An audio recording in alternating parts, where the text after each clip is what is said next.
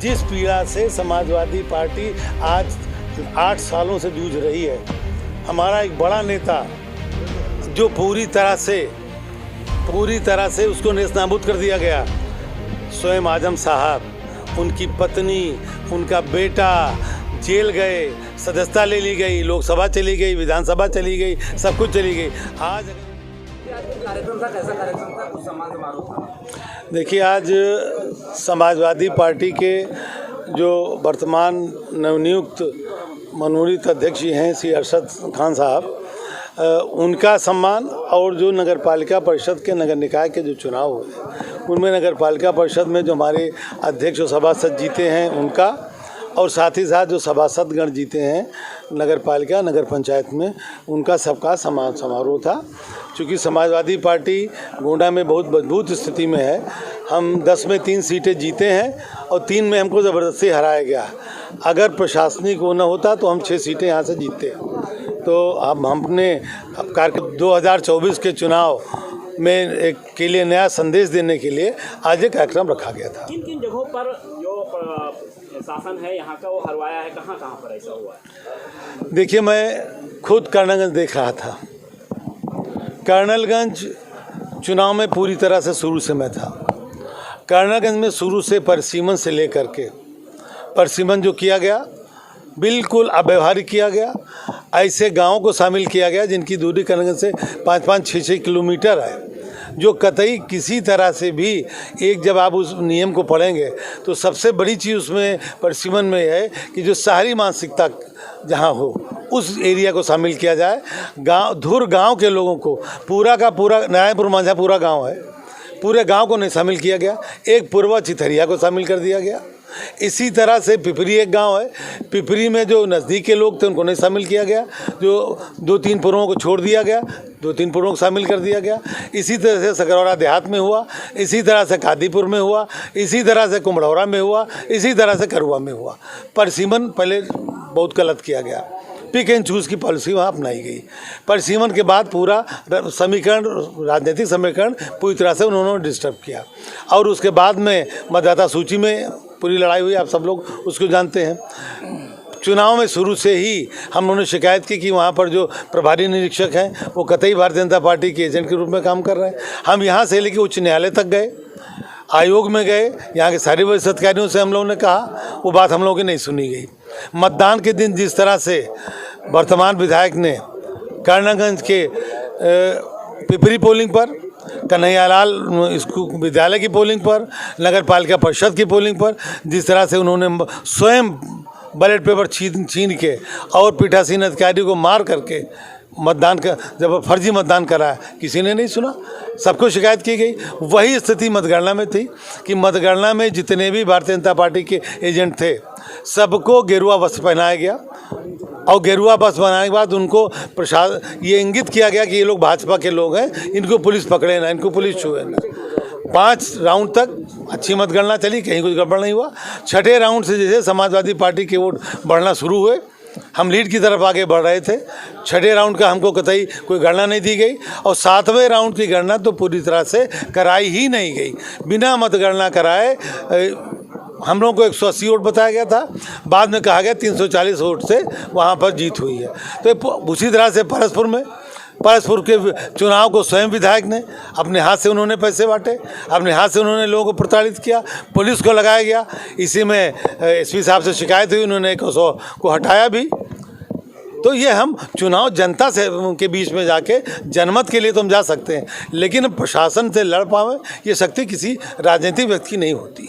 मंत्री पार्टी में सरकार में मंत्री रहे हैं और लगातार जैसा कि अपने भाजपा को बताते हैं कि तानाशाह सरकार है, तो आप ही यहाँ के सांसद हैं, उन पर देश के जो पहलवान हैं वो लगातार आरोप लगा रहे हैं, और उसके बाद भी अभी केवल एफआईआर दर्ज हुई है। नहीं, आपका सवाल क्या? आपने कहा आप ही के सांसद हैं। नहीं, हाँ, तो आपने कहा आपके सांसद हैं। देखिए, नहीं, सांसद तो हमारे कह सकते हैं लोकसभा से वही हैं। क्या लगता है आपको? नहीं, क्या आप पूछे, क्या हाँ पूछिए दोबारा से। जिस प्रकार से कैसरगंज सांसद पे यौन उत्पीड़न के आरोप लग रहे हैं, इस पे आप क्या कहना चाहेंगे? देखिए, दो चीज़ें हैं। चूँकि ये मामला सब जुडिस है, वर्तमान समय में इसमें सर्वोच्च न्यायालय ने खुद दखलंदाजी की थी, उसके बाद में FIR हुआ है। FIR होने के बाद दिल्ली, जहाँ तक मेरी जानकारी है, दिल्ली पुलिस उसकी जांच कर रही है।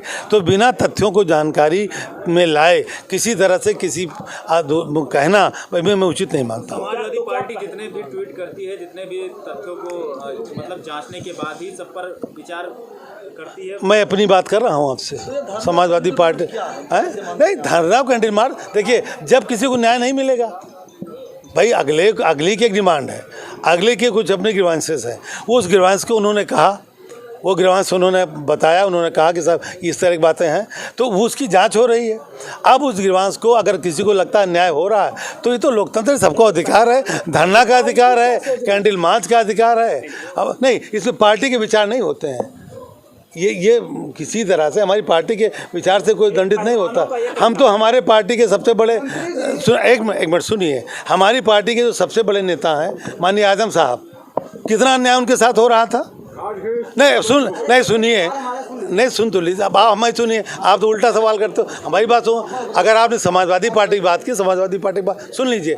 हमारी पार्टी के वरिष्ठ नेता मोहम्मद आजम खान साहब, जिनको भारतीय जनता पार्टी ने पूरी तरह से बकरी चोरी, भैंस चोरी, कौन से ऐसे मुकदमे थे उन पर नहीं कायम किया, और मुर्गी चोरी तक के मुकदमे उन पर कायम हुए। और आज हमारा विश्वास इस देश के न्याय व्यवस्था पर है। जिस मुकदमे को लेकर के उनकी विधायकी ले ली गई, आज मेरी अपनी जानकारी है उस मुकदमे में निर्दोष साबित हुए हैं।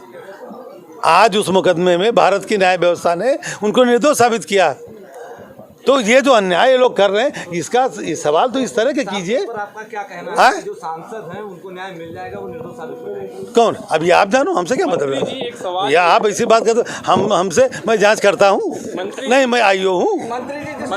मंत्री जी, आप समाजवादी पार्टी में मंत्री रहे। मैं एक प्रश्न आपसे ये चाहता हूँ कि समाजवादी पार्टी चाहे हाथरस का केस हो, चाहे कानपुर का केस हो, अपना स्टैंड लेके खड़ी होती है, लेकिन सांसद जी के मैटर में ऐसा कोई स्टैंड नजर नहीं आता। क्या समाजवादी पार्टी अपने पार्टी का दरवाजा उनके लिए खुला रखना चाहती है, इस वजह से नहीं बोल रही है, या कोई और बात है? देखिए, इस तरह की बातें राजनीति में प्रिजम्पशन बहुत होते हैं जी। राजनीति में जैसे आप लोग हो, हर चीज़ को प्रिज्यूम करते हो, आगे क्या होगा, इनसे क्या होना चाहिए।